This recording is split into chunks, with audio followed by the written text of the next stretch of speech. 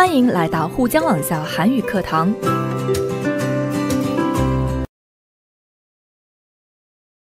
안녕하세요, 여러분. 신선생님입니다. 오늘은 남성과 여성의 변화를 주제로 한 대화 부분을 공부해 보려고 합니다. 동양이든지 서양이든지 인류의 역사를 살펴볼 때 여성은 남성과는 다른 교육을 받아왔는데요.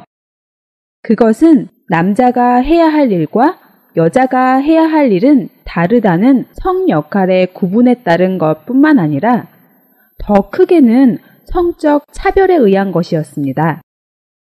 한국의 경우를 살펴보면 고구려, 백제, 신라의 삼국시대부터 교육제도를 마련해서 학교를 설립하여 인재를 양성했지만 여성은 이러한 제도적인 교육의 혜택을 전혀 받지 못했습니다. 이와 같이 남녀는 어릴 때부터 다르게 자라왔으며 남녀의 역할이나 책임이 엄격히 구분된다는 의식은 가족관계에서 더욱 굳어져서 이전 세대에서 다음 세대로 이어졌습니다. 이에 따라 여성 교육은 가정에서의 교육으로 국한되어서 유교 사상을 근본으로 한 집안에서의 예절과 그림 등 정서 교육 및 약간의 학문을 배우는 정도였습니다. 세종대왕 때 와서 한글이 만들어진 후 여성들도 가정에서 우리말 문자 교육을 받게 되었으며 이에 따라 점차 한글을 배운 여성들이 늘어났지만 여성에 대한 인식이나 역할은 여전히 보수적이었습니다. 조선시대 여성교육의 내용은 결혼 후에 시부모와 남편과 시댁 친척에 대한 예절, 제사를 모시는 도리, 육아와 자녀교육, 가정관리 등에 이르기까지 교육의 대상은 집안에서 이루어지는 모든 일과 시댁과 남편을 정성스럽게 모시는 것이 전부였습니다. 한 집안의 며느리로서, 아내로서, 어머니로서의 역할을 훌륭하게 수행하여 가정을 화목하고 평화롭게 이끌어갈 수 있는 현모양처의 여인상에 최대의 가치를 두고 이를 목표로 한 교육이었습니다. 1870년에 해외에 새로운 근대 문화를 접하게 되는 개화기가 시작되면서 교육에 있어서도 유교적인 전통 교육 제도를 부정하고 국민에게 교육의 기회를 개방하였습니다. 이 시기는 여성 교육의 필요성을 인식하였다는 점에서 한국의 근대적 여성 교육의 출발기라고도 할 수 있습니다. 근대적 교육을 받은 여성의 수가 늘어남에 따라 여성들에 의한 자율적인 근대 여성 운동이 일어나게 되었습니다. 이것은 거의 남성들에게만 독점된 지식과 직업에 여성도 동등하게 참여하여 여성의 정치, 사회 활동을 보장받고자 하였다는 점에서 중요한 의미를 갖는다고 할 수 있습니다. 앞에서 말씀드렸듯이 과거의 한국에서는 여자의 역할이 주로 집안일에만 고정되어 있었습니다. 이에 비해 남자는 자신의 능력에 맞게 일을 할 수 있는 사회였죠. 즉, 남자와 여자의 역할이 정확히 구분되어 있었습니다. 그런데 요즘에는 사회에서 여성과 남성의 역할뿐만 아니라 여성과 남성을 바라보는 시선도 조금씩 바뀌고 있습니다. 요즘은 자신의 직업을 갖고 사회에서 일을 하는 여자들이 늘고 있는데요. 또 남자들이 요리를 하거나 아이를 돌보기도 합니다. 어떻게 이런 변화가 일어났을까요? 첫째로 사람들의 생각이 변했습니다. 성별에 따라 해야 할 일이 정해져 있는 것을 성 역할이라고 하는데요. 어느 사회나 성 역할에 대한 고정관념들이 조금은 있을 겁니다. 여자는 집에서 집안일만 해야 한다거나 남자는 직업을 가지고 활발히 활동을 해야 한다거나 하는 식으로 생각하는 고정관념이 있는 것입니다. 하지만 이런 고정관념은 잘못된 것이라고 생각하게 되었습니다. 누구나 자신의 능력과 개성에 따라 하고 싶은 일을 할 수 있어야 하고 타고난 성별 때문에 제한을 받아서는 안 된다는 생각들을 하게 된 거죠. 둘째로 사람들의 생각이 변하면서 여자도 남자들과 같이 교육을 받기 시작했습니다. 옛날 한국 사회에서는 여자들이 교육을 받기 힘들었거든요. 여자들이 대학도 다니고 기술도 배우면서 직업을 가질 수 있는 기회가 많아졌습니다. 셋째로 소중하고 특별한 개개인을 무시하는 성차별과 고정관념을 없애기 위해 많은 사람들이 노력해 왔습니다. 가정에서, 직장에서, 사회에서 차별을 없애기 위한 노력은 지금도 계속되고 있습니다. 자, 그럼 여러분, 책 70쪽을 보세요. 두 장의 그림이 있는데요. 왼쪽에 있는 그림은 과거의 여성들의 생활을 보여주고 있는 그림입니다. 대부분의 여성들은 가정을 위한 일을 했고 그것이 그들의 전부였습니다. 오른쪽 사진을 보시면 사무실에서 일을 하고 있는 여성의 그림이네요.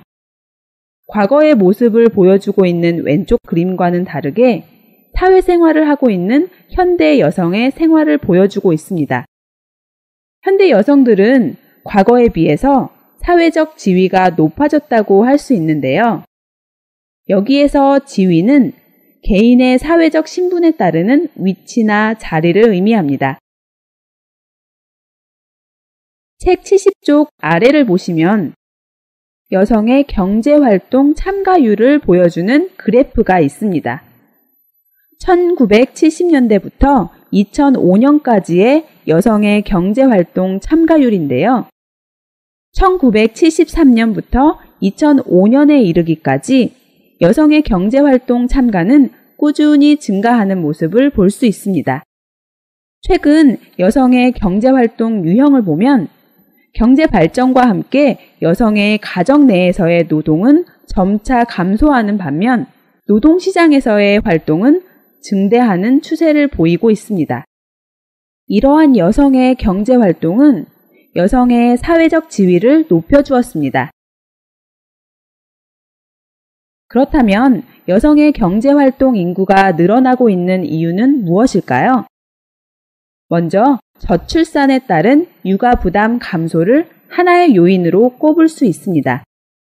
한국의 출산율은 세계적으로도 매우 낮은 수준으로 1990년대 평균 2명의 자녀로 나타났던 자녀의 수가 2000년대에 오면서 평균 1.19명이 되었다고 합니다. 이러한 저출산은 여성들이 사회에 진출하여 경제활동을 할 수 있게 해주는 큰 요인이 됩니다. 두 번째로 학력과 경제 능력을 갖춘 여성이 증가함으로써 이들의 결혼이 늦어지는 것도 요인으로 꼽을 수 있습니다. 여성이 결혼을 하면 아무래도 출산과 육아로 이어지면서 사회로의 진출이 힘들어지게 되겠죠. 여성의 대학 진학률이 높아지면서 사회적 능력이 생기고 많은 여성들이 결혼을 하면서 자신의 능력을 발휘할 수 있는 기회를 잃는다고 생각하면서 결혼이 늦어지게 되었습니다.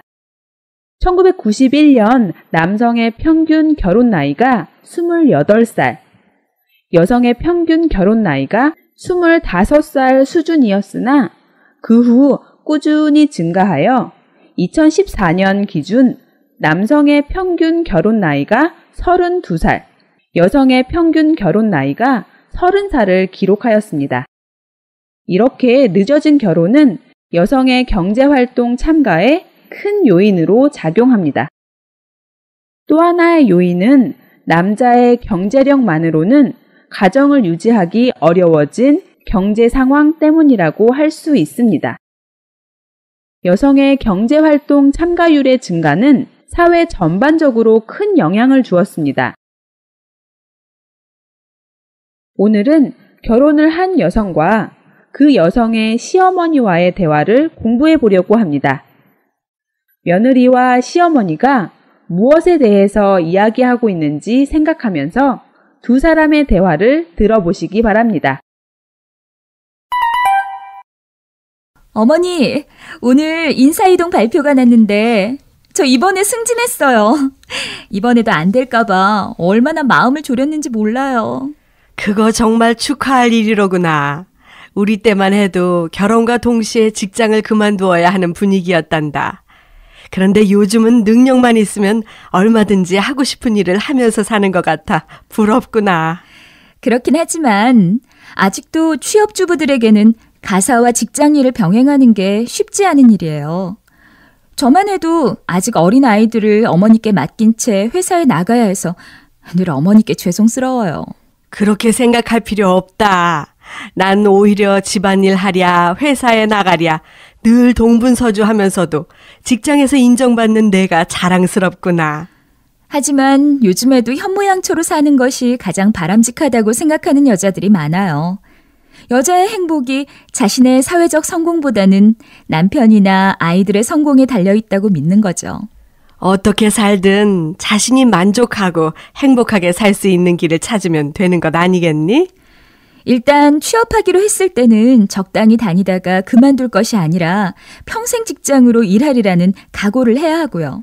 그러려면 아이가 있는 직장 여성들이 마음 놓고 일할 수 있는 환경이 만들어져야지. 잘 들으셨나요? 그럼 두 사람의 대화를 하나씩 살펴보도록 하겠습니다. 먼저 며느리가 시어머니에게 말합니다. 어머니, 오늘 인사이동 발표가 났는데 저 이번에 승진했어요. 이번에도 안 될까봐 얼마나 마음을 졸였는지 몰라요. 여기에서 어머니는 친어머니가 아니라 결혼한 후 남편의 어머니, 즉 시어머니를 부를 때도 어머니라는 호칭을 씁니다. 인사이동은 회사나 조직 안에서 효율적인 운영을 위해서 직원의 지위나 근무 부서를 바꾸는 일을 의미합니다. 또 승진하다는 직위의 등급이나 계급이 올라가는 것을 의미합니다. 마음을 졸이다는 어떤 일 때문에 근심스럽거나 초조해하는 것을 의미합니다. 이 말을 듣고 우리는 이 며느리가 가정주부가 아니라 결혼한 후에도 일을 하는 취업주부라는 것을 알 수 있습니다. 회사에서 인사이동 발표가 났는데 며느리가 직위가 올라갔다고 했네요. 이번에도 안 될까봐 마음을 졸였다고 하는 걸 보니까 아마 지난번에는 승진하지 못한 경험이 있나 보네요.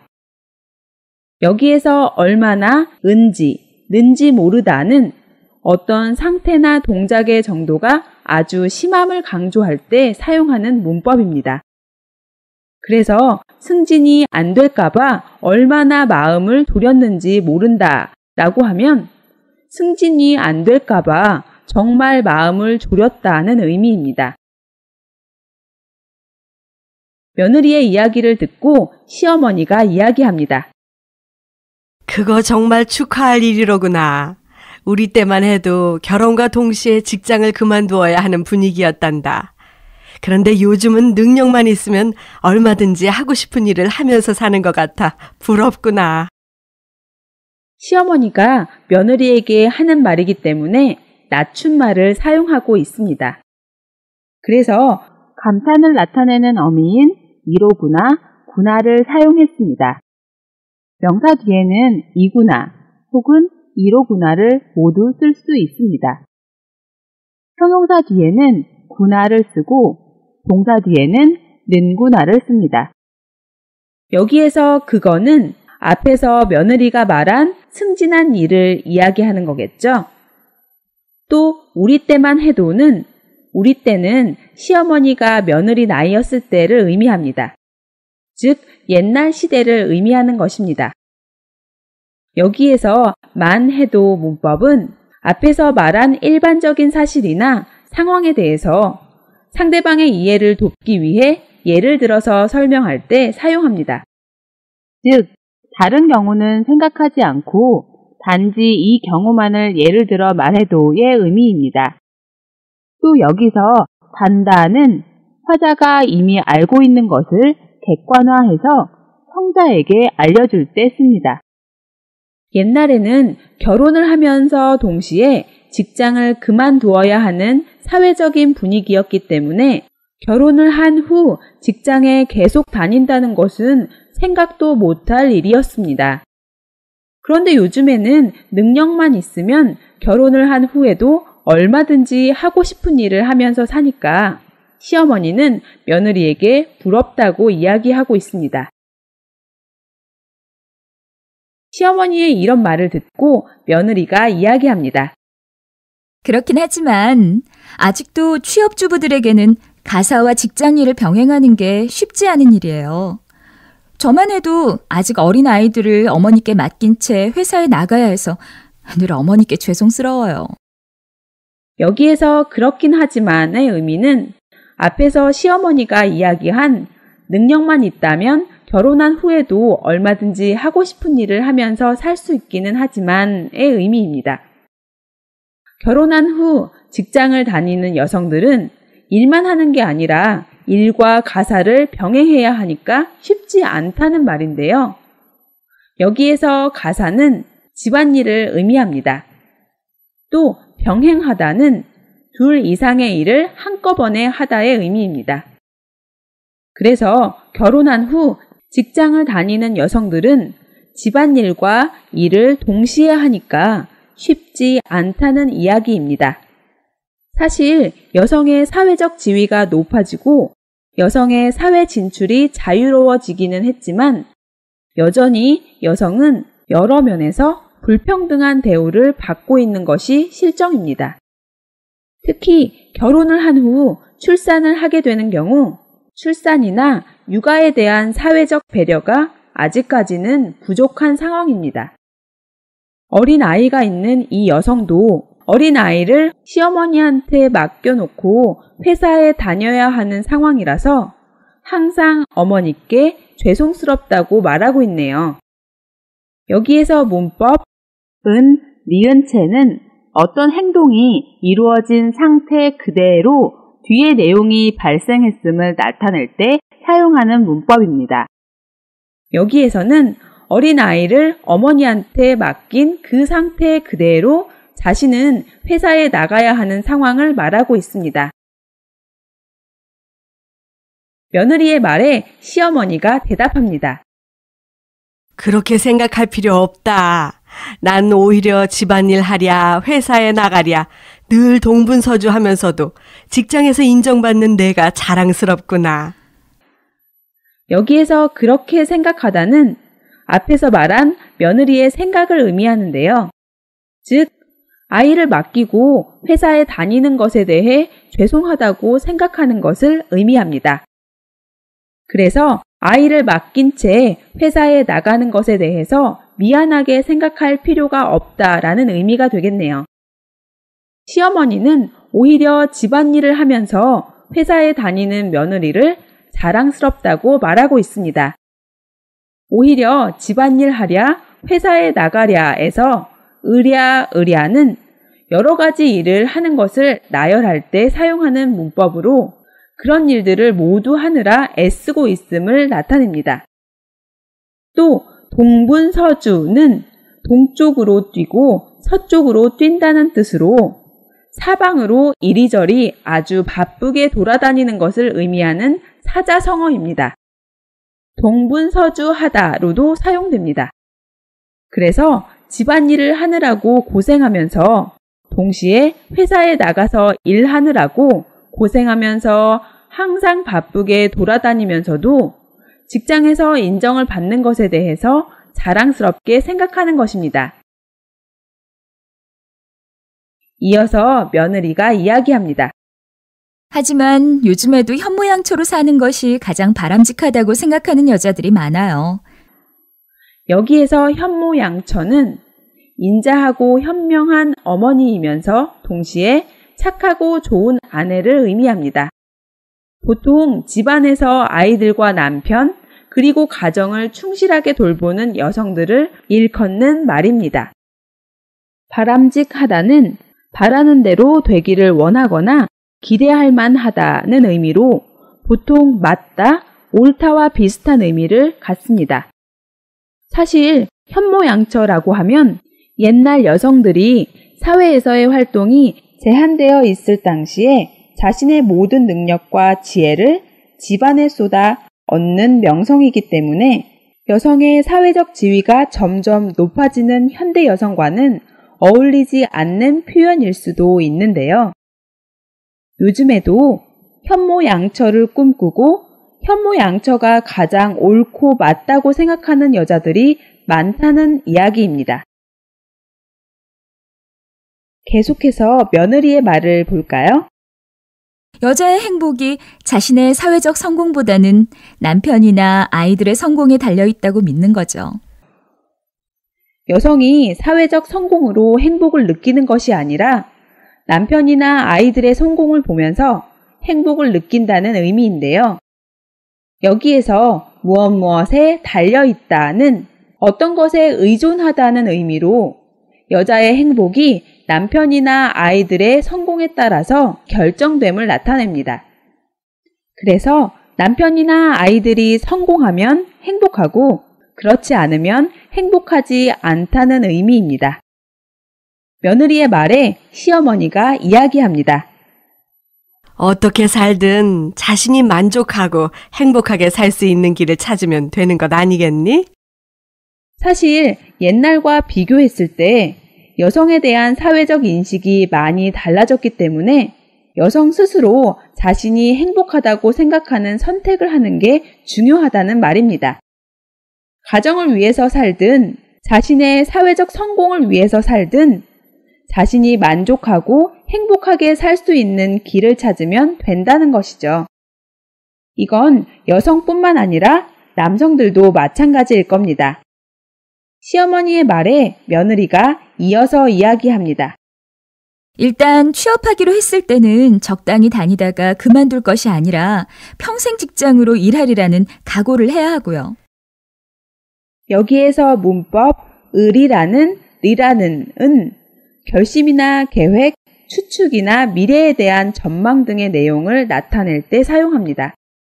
또 각오를 하다는 앞으로 해야 할 일이나 겪을 일에 대한 마음의 준비를 하다의 의미입니다.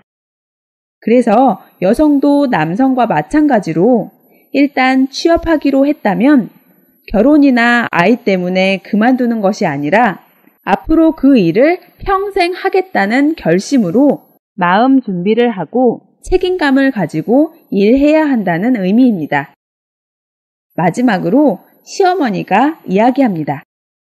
그러려면 아이가 있는 직장 여성들이 마음 놓고 일할 수 있는 환경이 만들어져야지. 맞습니다.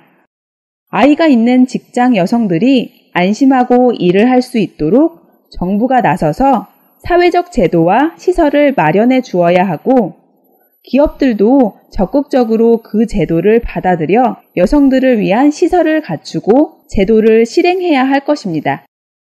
그런 환경이 만들어질 때 직장에 다니는 여성들이 안심하고 일에 집중할 수 있을 것입니다. 자, 지금까지 결혼 후 직장을 다니는 며느리와 시어머니의 대화를 살펴봤는데요. 한국에서도 이렇게 결혼 후 직장에 다니는 여성들을 위해 여러 방면으로 노력을 하고 있지만 사실 아직까지도 많은 부분이 부족한 면이 있습니다. 자, 그럼 책 71쪽을 볼까요? 대화에 대한 문제를 한번 보겠습니다. 시어머니의 생각과 같은 것을 고르는 문제네요. 여러분이 먼저 골라보세요.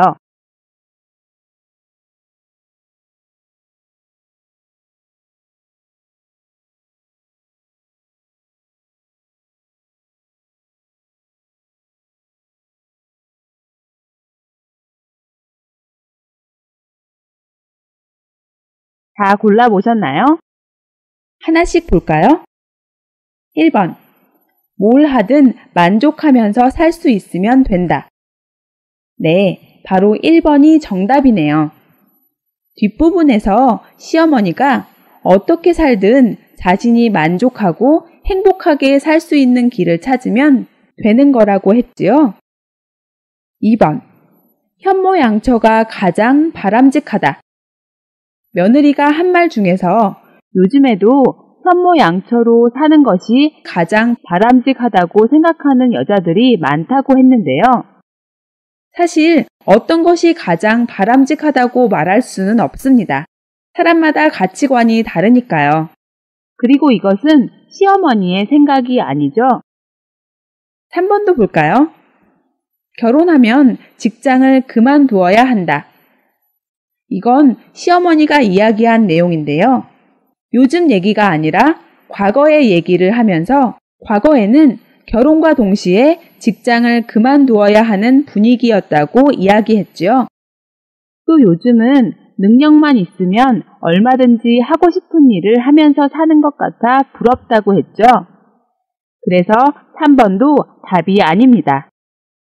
마지막으로 4번. 취업주부는 집안일과 직장일을 다 잘해야 한다. 취업주부인 며느리는 이렇게 생각하기 때문에 아이를 시어머니에게 맡긴 채 회사에 나가는 것에 대해 미안함을 표현했습니다. 집안일과 일 모두 잘하면 좋겠죠. 그렇지만 꼭 모두 잘해야 한다는 법은 없습니다. 그리고 시어머니는 죄송하다고 생각할 필요 없다고 했죠. 그래서 4번도 답이 아닙니다. 그래서 정답은 1번이었습니다. 두 번째 문제를 보시면 취업주부들이 겪는 어려움은 무엇입니까? 라는 문제인데요. 여러분의 생각을 쓰는 것이 아니라 대화의 내용을 근거로 쓰시면 됩니다.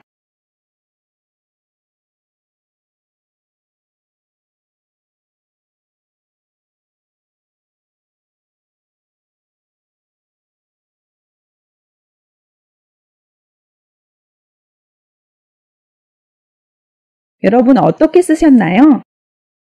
네, 가사와 직장일을 병행하는 일이라고 쓰시면 되겠네요.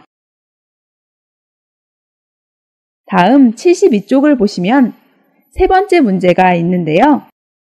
다음 주제에서 하나를 골라 보기와 같이 이야기해 봅시다. 두 개의 주제가 있는데요. 첫 번째는 아이가 있는 직장 여성들이 마음 놓고 일할 수 있는 환경이고 두 번째 주제는 현모양처의 조건입니다. 보기를 보시면 첫 번째 주제인 아이가 있는 직장 여성들이 마음 놓고 일할 수 있는 환경으로 이야기하고 있네요. 그럼 같이 한번 볼까요? 저는 직장 안에 좋은 시설을 갖춘 타가소가 반드시 있어야 한다고 봐요. 여기에서 타가소는 부모가 나가서 일을 하는 동안 어린 아이를 맡아서 보살피고 가르치는 사회시설을 의미합니다. 그래서 엄마가 직장에서 일을 하는 동안 아이를 맡길 수 있는 타가소가 필요하다는 말을 하고 있네요.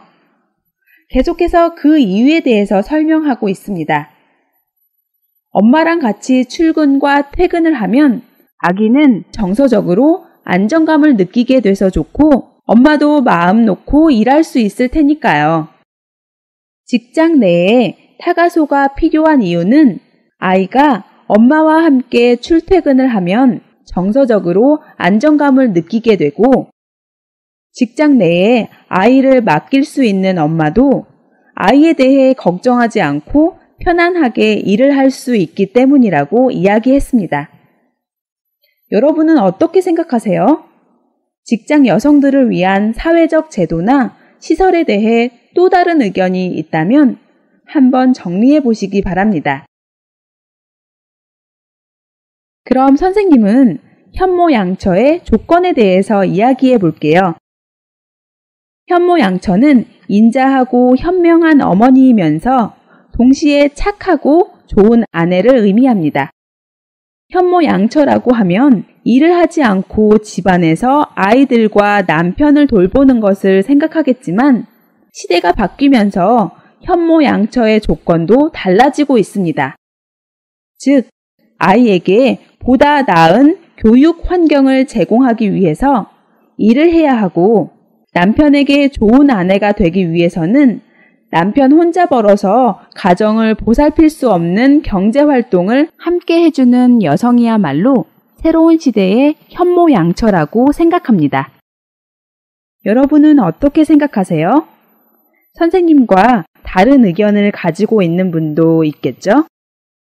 현모양처에 대한 여러분의 여러 의견들을 한번 정리해 보시기 바랍니다. 我们来做个小练习吧。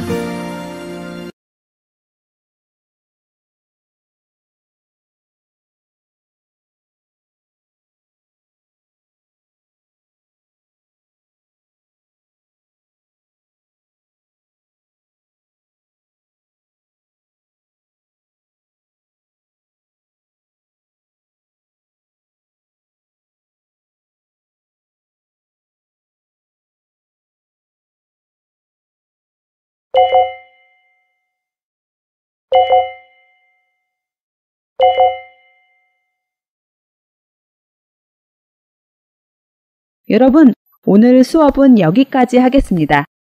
오늘 배운 대화 속 표현들과 어휘들 문법들을 모두 다시 정리해 보시고 대화도 여러 번 다시 들어보시기 바랍니다. 그럼 여러분, 다음 시간에 또 만나요.